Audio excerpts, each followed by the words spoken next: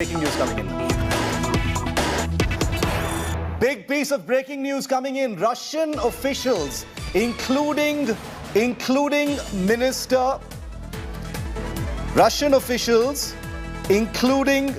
Minister of Russia, Shoigu, has just announced the hasty recruitment of 16,000 ex-ISIS fighters to be used against Ukrainian civilians. That's the latest claim being made from the Ukrainian president's office.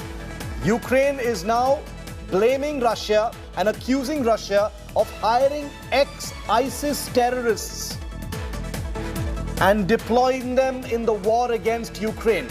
Hiring ISIS and Russian propaganda claims about chemical weapons testify to an attempt to implement the Syrian scenario in Ukraine, says the head of the Ukraine president's office, Mikhail Podolyak. Huge claim being made by Ukraine right now. They say that Russia is creating a bogey of chemical weapons and biological weapons, and meanwhile it has recruited 16,000 ex-ISIS fighters to be used in Ukraine right now. I want to go across to India today. Is Rajesh Pawar joining us live from Kyiv. He's also a former military veteran and a former army man and an infantry officer. He understands military, he understands strategic affairs as well. Rajesh, so many claims that have come out, a lot of propaganda, a lot of huge lofty allegations on both sides. The latest one coming from President Zelensky's office, Rajesh, which says that Russia is trying to implement the Syrian model in Ukraine by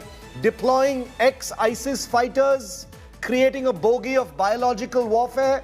What do you think, Rajesh? Look, Shiv, as we have been watching this war for last 15 days, and we have seen that there's been a lot of propaganda and misinformation campaign from both sides. It's a kind of information warfare as well, which has never been witnessed by this world after the Second World War, the kind of information warfare we witnessed in this war. And this could very well be a part of this, because logically it doesn't seem that anything like that is going to happen. Yeah. But for us standing here to verify or to just say no to this is impossible. But it doesn't look probable that something like this would be done. Shiv.